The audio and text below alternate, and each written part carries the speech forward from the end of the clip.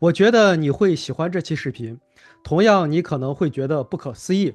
一个带着60万美元退休账户余额的人，不仅很有可能这笔钱足够支撑他的退休生活，而且实际上还有相当大的概率，这笔钱在退休过程中，比如20到30年，会增长到一个相当可观的数额，也许能达到200万美元甚至更多。而且，不管你现在是60万、80万、100万还是200万，背后的数学逻辑和推理方式其实是完全一样的。今天我们就来探索一下这个奇特的现象。从结构和数学上来看，60万到200万真的合理吗？如果合理，是因为哪几个关键机制？如果不合理，通常又是踩中了哪几个风险点？大家好，我是王博士，欢迎回来。作为投资人和创业者，我每周都深度研读美联储等官方报告，把复杂的数据拆解成清晰可理解的财富判断。如果你想用 Fed 数据看清美国的财富真相，欢迎订阅这个频道，每周获取最新的数据解读。很多人一听到这个题目就会说，怎么可能？退休不就是开始花钱吗？钱应该越来越少。这个直觉来自于一个默认的前提，你假设退休后的生活支出主要是靠退休账户，比如 401k、LA、Roth IRA， 但现实世界里，大多数退休家庭的现金流是多来源的。除了这些退休账户，还包括社保 （Social Security）， 一些人有养老金，还有些人有租金、兼职或者其他收入。这意味着退休账户很多时候不是主供血，而是补充。而一旦你意识到这个事情，你会发现4%可持续提取法则在很多家庭身上根本不是实际发生的提款方式。在讨论退休的时候，很多人都会听到一个词，叫做消费缺口 （consumption gap）。通常大家对它的理解就是，消费缺口等于退休前以为自己会花的钱，减去退休后实际花的钱。也就是说，很多人退休后发现自己并没有花到原来预期那么多。这个理解本身没有错，但它只讲清楚了一半。在现实的世界里面，消费缺口往往不是单层，而是一个双重缺口同时发生的结果。第一层是大家比较熟悉的那一层，你退休后实际花的钱往往比你退休前预期的要少。比如说，退休前你以为一年要花5万美金，实际退休后可能只花了4万美金，也就是只花了预期的80%。花费下降的一些原因可能包括不通勤了、不上班了，相关的消费减少了，孩子独立后支出下降，有些人的房贷已经还清，或者搬去更低成本的地区，人的活动半径变小，欲望也会变小。这一层是很多研究、媒体报道里经常讲的那种消费缺口。听到这里，大多数人都会点头，因为这和现实生活里的非常贴近。但真正容易被忽略的，而且对结果影响更大的是第二个缺口。第二个缺口是这样的：你从退休账户里提取的钱本身就比你以为的要少得多。很多人的脑子里边默认一个画面：我退休以后会按4%一年的从退休账户里往外提款。但现实中发生的情况往往是因为有别的收入来源，前几年几乎不提款，或者只提1%到2%。所以现实中的消费缺口是这两件事情同时发生。一方面，你退休后花的钱比你预期的要少；另一方面，你真正从退休账户里提取的钱又比你想象中要少。这两层缺口叠加在一起，形成了一个协同效应。最终的结果是，你原本以为会被慢慢消耗的退休和投资账户，在现实中反而经常被留在那里继续的增长。这里我们先把4%可持续提取法则讲清楚。那么4%法则原本在解决什么问题呢？它解决的是，如果我们只靠投资账户提款，每年取多少，30年左右不会破产。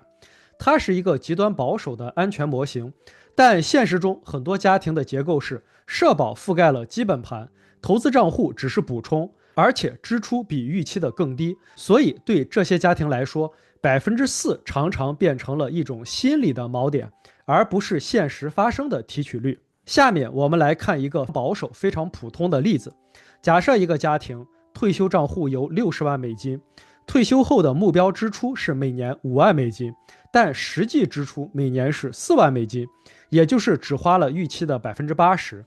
而这个家庭夫妻一共的社保收入大约是每年4万美金，那你会发现支出几乎被社保覆盖，退休账户可能根本都不用动，这就是你在现实中会看到的现象。不少人理论上要提取退休账户，但实际上并没有提取。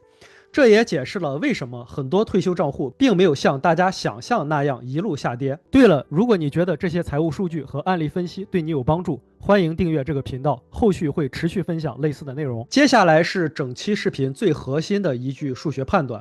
只要长期回报率大于实际提取率，资产就存在向上漂移的趋势。这句话听起来简单，但它能解释非常多的现象。现实中，很多人的状态是实际提取率是1%到2%，长期回报率可能达到5%到7%。这意味着两者的差值，也就是净增长率在3%到6%左右。长期的结果就是你一边在用钱，一边账户还在涨。下面我们来粗略的计算一下，看看在什么样的组合下200万是自然出现的结果区间之一。下面我们假设退休账户的初始余额是60万美金，实际提款率是1%到2%，长期的年化回报率是5%到7%。通过这张表你会看到，如果提款率在1.5%到2%，回报率在7%左右，25年后账户余额的区间就在200万上下。所以其实决定长期结果的不是4%这个口号，而是提取率和回报率的差值。很多人的实际提取率本来就低于2%，因为有社保和消费缺口，所以60万变200万不是玄学，而是结构上自然会出现的路径之一。到这里，可能有人会问，你前面假设的提款率已经很低了，比如1%到2%，那是不是序列风险 （sequence risk） 就不重要了？答案是风险小很多，但并没有完全消失。我们还是用一个非常贴近前面模型的假设来直观的看一下顺序的风险。我们假设两个人完全一样，初始退休账户都是100万美金，年化平均回报率都是7%，实际提款率是2%，也就是每年提取2万美金，投资周期是25年。唯一不同的是，市场的大幅下跌发生在一开始还是发生在后面。如果是前3年先跌，账户余额在25年后会达到190万美金左右，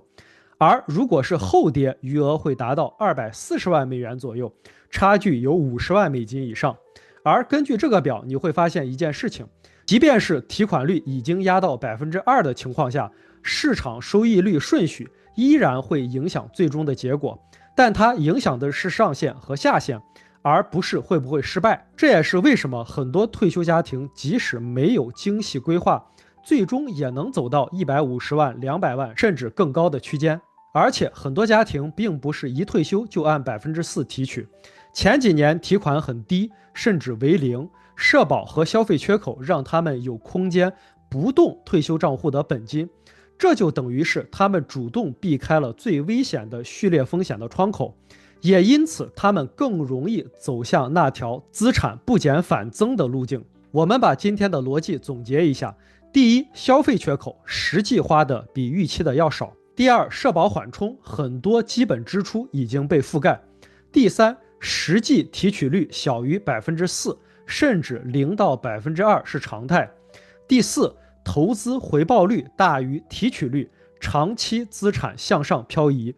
第五，序列风险被幸运的规避，前几年不提款，风险显著下降。所以最初60万余额退休，却最终达到200万余额，不是吹牛，是一个现实常见的区间结果。最后，我想留给你一句真正的判断：很多人退休后最大的风险不是钱不够，而是钱够了却一辈子不敢用。如果你把退休当成一个必须慢慢清零的过程，你就会终身焦虑。根据我们今天的视频，你会看到很多恐惧其实是来自于错误的模型。这期视频当然不是鼓励大家一定要多花钱，而是让你别被一个4%吓住。你需要做的是理解你的结构，然后做出属于你的决定。好了，今天就聊到这里，非常感谢你的观看。如果你想持续获取基于官方数据的财富解读，欢迎订阅并打开小铃铛，每周第一时间了解最新的 Fed 数据分析。祝你投资和创业顺利，我们下期再见。